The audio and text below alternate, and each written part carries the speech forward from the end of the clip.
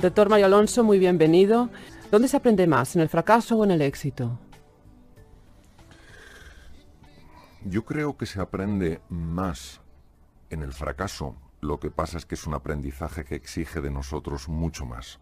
El éxito nos lleva a veces a cargarnos de vanidad, a cargarnos de arrogancia y a pensar que el éxito nos durará toda la vida. El fracaso a veces nos pone en contacto con nuestra fragilidad, con nuestra vulnerabilidad, y eso no es fácil de aceptar y de resistir. Lo que pasa es que si somos capaces de aguantar esa tensión emocional y con una mente más exploradora que enjuiciadora nos acercamos a ese error y nos preguntamos qué ha sucedido aquí, qué es lo que yo pretendía y lo que ha sucedido, y exploramos por qué ha sucedido eso, entonces, sin duda, aprenderemos algo que nos ayudará a que la próxima vez tengamos mucho más éxito. En Ahora Yo aparece un concepto muy bonito que es el de motivación interna. La motivación interna es la palanca emocional que una persona encuentra en su interior y que le permite superar la incertidumbre y el miedo. Es esa razón potente y que es diferente para cada persona que te atreve a dar, que te permite dar un paso ante la complejidad, aunque no sepas lo que va a suceder, sencillamente porque la meta, lo que buscas es tan inspirador para ti y para tu vida, que es capaz de aflorar toda la grandeza, todo el coraje, toda la determinación, toda la fuerza que hay dentro de ti. El entusiasmo es una energía fundamental para que se abra el potencial humano. Sabemos, por ejemplo, en estudios muy profundos y muy completos sobre creatividad, que cuando una persona está entusiasmada, está apasionada ante algo, su creatividad se despliega. La creatividad no es el resultado de una razón fría e intelectual. La creatividad es hija de la pasión. Cuando en el libro se refiere a las expectativas sobre los demás, que son importantes, ¿está hablando, por ejemplo, del efecto Pigmalión? Hablo directamente del efecto Pigmalión. Se sabe, se ha visto una y otra vez, que cuando esperas lo mejor de una persona y la miras como se mira a alguien de quien esperas lo mejor, algo en esa persona empieza a aflorar. Yo creo que uno de los mayores errores que cometemos los seres humanos es esperar poco de los demás. ¿Cómo podemos gestionar el miedo? Primero, entendiendo que el miedo tiene dos dimensiones. El miedo puede ser un consejero o el miedo puede ser un carcelero. Cuando el miedo es un consejero hay que prestarle atención siempre, porque nos está invitando a ser prudentes, a tener la cautela necesaria para proteger nuestra vida y aquellas cosas que son importantes para nosotros. Cuando el miedo es nuestro carcelero, ya no lo podemos llamar miedo, lo tenemos que llamar pánico. Entonces se apodera de nosotros. Tenemos reacciones muy agresivas, nos bloqueamos mentalmente, incluso físicamente, huimos. El miedo no es nuestro enemigo. Repito, el pánico sí es nuestro oponente. ¿Por qué es mejor hablar de retos o de desafíos que de problemas? Por una razón fundamentalmente química. No podemos pensar que las palabras se las lleva el viento. Las palabras abren cajones emocionales y esos cajones emocionales producen o están asociados a procesos químicos que afectan a nuestra salud y afectan a nuestra eficiencia. Son fundamentales las palabras que nos decimos por la mañana porque ya están influyendo a cómo vamos a vivir ese día, y son fundamentales las palabras que nos decimos antes de dormir. ¿Por qué? Porque durante el sueño se reorganiza la memoria. No nos interesa que se reorganice la memoria alrededor de pensamientos llenos de negatividad. No nos interesa en absoluto. ¿La verdadera talla de un individuo se ve ante las dificultades? Yo creo que sí. Estamos viviendo momentos de mucha dificultad y en los momentos de mucha dificultad sale lo mejor y lo peor de las personas. Porque es cuando verdaderamente nos tenemos que quitar las máscaras, tenemos que entrar en contacto con nosotros mismos y preguntarnos quién soy yo o quién he de ser frente a estas circunstancias. Y la verdad es que la vida y la historia nos demuestra que esto es así. En situaciones muy complejas por las que ha pasado la humanidad, se han visto ejemplos de superación ejemplos de inspiración que todavía hoy nos conmueven. Doctor, ¿es verdad que si no nos gobernamos, no gobernamos nuestra mente, ella nos gobernará a nosotros? La mente es un instrumento de la consciencia, cuyo anclaje está fundamentalmente en el tejido cerebral y en el tejido corporal. La mente puede ser llenada de pensamientos muy negativos, que los vamos o generando nosotros o los vamos tomando del exterior. Esos pensamientos, si no somos cautos, pueden tomar el dominio de nuestra propia percepción, de la manera en la que vemos la realidad. Si yo, por ejemplo, cuando tenía 5 años, imaginemos, alguien me dijo, no llegarás a nunca en la vida, no porque esa persona que me lo dijo fuera mala, sino sencillamente porque era ignorante de mis capacidades. Y me dice eso y yo me lo creo. Ese automatismo empezará a funcionar en mi mente. En cuanto tenga alguna oportunidad de tener éxito, se encargará de que haga justo lo contrario para tener éxito. Irá constantemente boicoteando mis esfuerzos. Esos automatismos son los que tenemos que gestionar. Y cuando tomamos ese esfuerzo y ese compromiso en entrenar nuestra mente, no en juzgarnos, sino en explorar qué nos está pasando, empieza a hacerse luz en la oscuridad. Eso es la conciencia. Y empezamos a darnos cuenta de la cantidad de veces en las cuales podíamos hacer cosas mucho mejores que las que hacemos. Invito a sustituir el juicio contra uno mismo por la observación de uno mismo, por la exploración, porque cuando uno se conoce, también se comprende. Has hablado de entrenamiento mental, de aprendizaje. Dices que es importante un compromiso fuerte y una gran paciencia. Sí. El ser humano se mueve por la ley de la granja. ¿Qué es la ley de la granja? Yo no me imagino a un agricultor poniendo una semilla en la tierra y al día siguiente frustrado, desesperado o lleno de ira porque no ha crecido la planta. El agricultor en su sabiduría sabe que aunque no lo vea, hay algo que está ocurriendo bajo la tierra. La semilla está creando esas raíces, está creando esa posibilidad de luego aflorar con fuerza y con pujanza.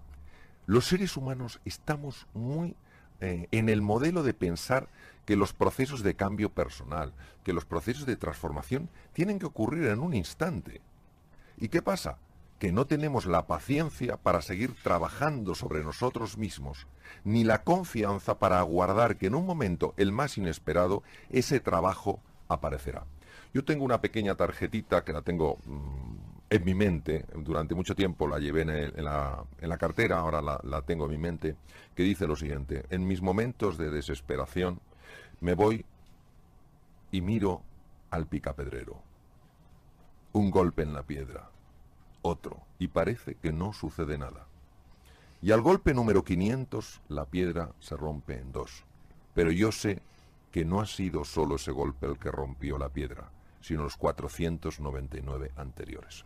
Cuando nosotros aceptamos que los procesos en el ser humano son complejos y llevan su tiempo, tenemos paciencia. ¿Qué es la paciencia? La paciencia sencillamente es adaptarse al ritmo natural de las cosas. Y la paciencia es amarga. Lo que pasa es que su fruto siempre es dulce. ¿Hasta qué punto el agradecimiento puede resultar sanador? Creo que la emoción más saludable que existe es el agradecimiento, es la gratitud. Nos acostumbramos a tener vista, nos acostumbramos a tener oído, a poder hablar, a poder leer, a podernos comprar algunas cosas, a poder comer todos los días o casi todos los días, a estar más o menos calentitos. Y ya esto lo damos por supuesto. Y a veces tenemos que mirar atrás y ver personas que tienen la misma dignidad que nosotros, incluso que se han esforzado mucho mejor o mucho más que nosotros, y no gozan de nada de eso. Entonces, el agradecimiento es sencillamente levantarte por las mañanas y decir, bueno, por supuesto que en mi vida no todo es perfecto, por supuesto que en mi vida hay cosas que no me gustan y cosas que tengo que mejorar. Hay tantas cosas por las que tengo que agradecer. A través de las creencias limitantes o disfuncionales, como dices tú, construimos un mundo personal más estrecho, amargo e infeliz.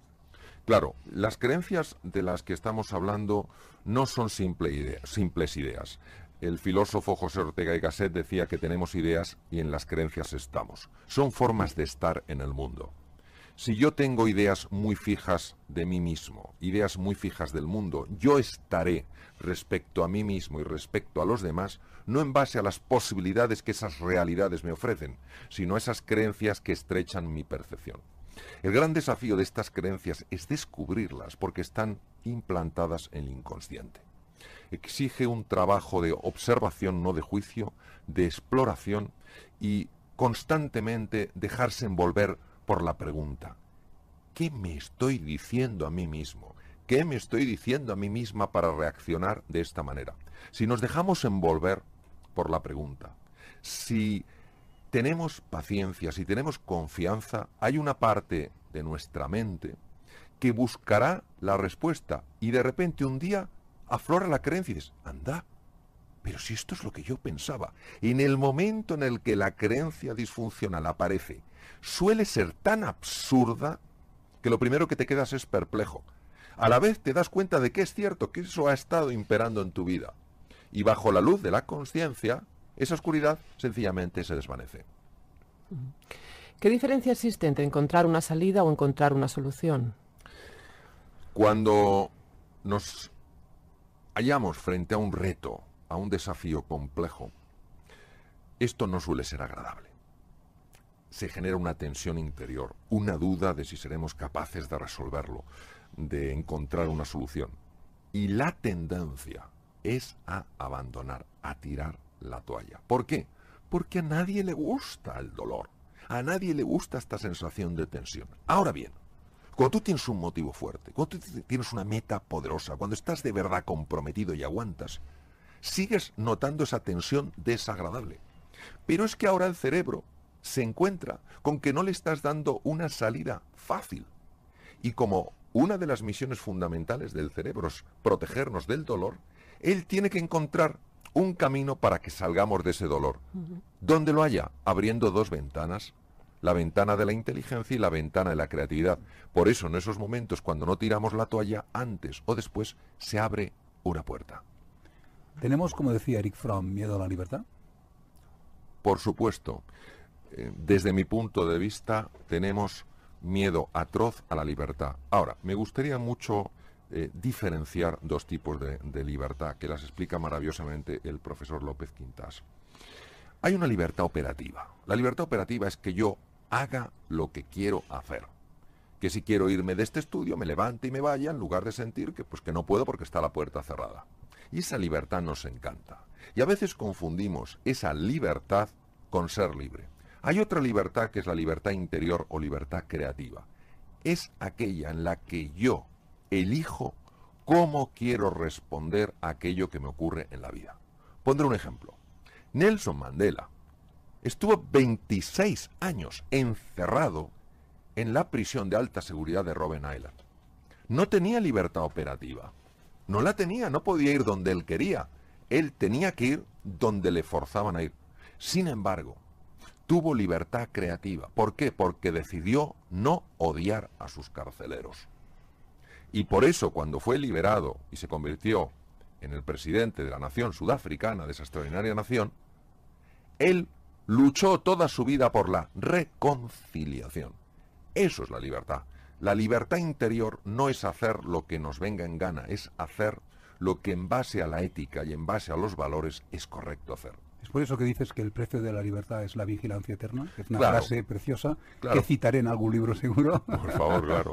Porque hay muchas seducciones, hay muchas fascinaciones en las cosas, hay muchos estímulos que de entrada nos lo prometen todo. Y es muy fácil dejarse arrastrar, es muy fácil dejarse seducir, es muy fácil dejarse fascinar.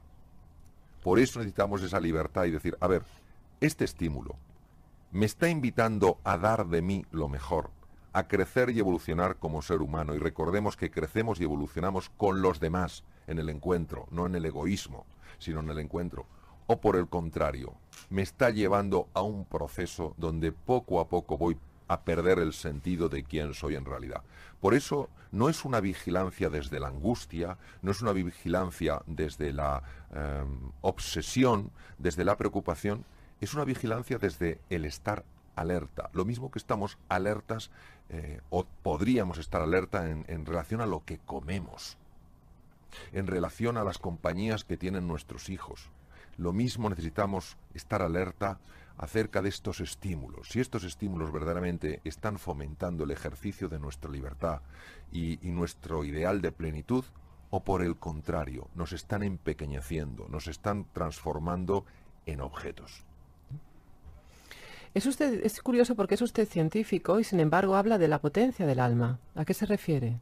Bueno, yo creo profundamente que así como el ser humano es un ser biológico, el ser humano es un ser lingüístico, el ser humano es un ser social, el ser humano es un ser espiritual.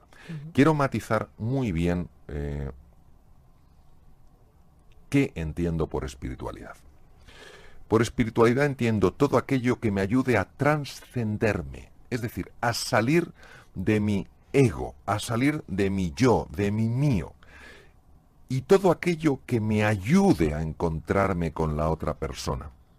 Para mí, la espiritualidad es absolutamente compatible con creer en la presencia y en la existencia de un Dios, como en creer en la presencia y la existencia de un ser con la misma dignidad que tengo yo, que es la otra persona, aunque no la conozca. La espiritualidad sencillamente es esa interpelación al ser humano de salirse de sí mismo y de encontrarse con la otra persona. En el libro hablas de valores con mayúsculas. Sucintamente, ¿podrías decir cuáles son los más importantes de estos valores? Digo valores con mayúscula porque una cosa son los valores que decimos y otra cosa los valores que vivimos. Vivimos muchas veces con una falsa moral, con una gran inautenticidad, decimos una cosa y nuestra vida nos desmiente por completo. Por eso valores con mayúsculas son aquellos que se transmiten con nuestra conducta, o sea, reflejan nuestra conducta. Pues hay valores, por ejemplo, como la amistad. La amistad es estar con una persona o junto a una persona no por lo que tiene, sino por lo que es como ser humano. Es luchar hombro con hombro en los momentos en los que esa persona tiene dificultades. Es transmitirle a esa persona: nunca estarás solo, nunca estarás sola. Es estar atento a lo que esa persona a lo mejor necesita y no se atreve a expresar por vergüenza, por miedo, por lo que sea. Valor es la creatividad. Valor es la creatividad es un valor en cuanto que estoy constantemente viendo qué posibilidades ofrecen las otras realidades y cómo yo puedo entrar en un juego creativo con esas posibilidades. Otro valor es la compasión que viene de la raíz conectar con la pasión, con el sufrimiento. Sencillamente es darse cuenta, trabajar, entrenarse en el arte de mirar de otra manera. Y cuando una persona es agresiva con nosotros, en lugar de ver la maldad, ver el sufrimiento, ver el dolor, ver la frustración de esa persona, no para estar de acuerdo con lo que hace. La empatía no es lo mismo que la simpatía, sino para entender que desde el punto de vista de esa persona, lo que está haciendo tiene sentido para esa persona. Cuando yo puedo entender por qué una persona hace lo que hace, puedo conectar con su mundo. Si conecto con su mundo, es más fácil que ambos nos redirijamos a un espacio que ofrezca mayores posibilidades y mucho menos dolor. Hay una frase suya que me encanta, bueno, hay muchas, pero esta en concreto, además creo que radica el secreto del éxito en esto.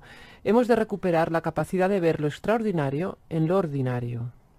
Ah, sí, lo comentamos un poquito antes. Nos acostumbramos a pensar que las cosas están y que tenemos derecho a todo y que nuestra forma de ver las cosas es la única realidad que existe.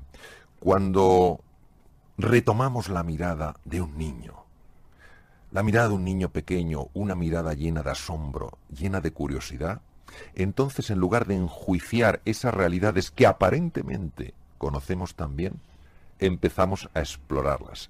Y cuando nos acercamos con esos ojos marcados por la humildad, por el interés y por la sorpresa, esas realidades que creíamos que nos lo habían ofrecido todo, empiezan a ofrecernos aspectos que previamente nos eran invisibles.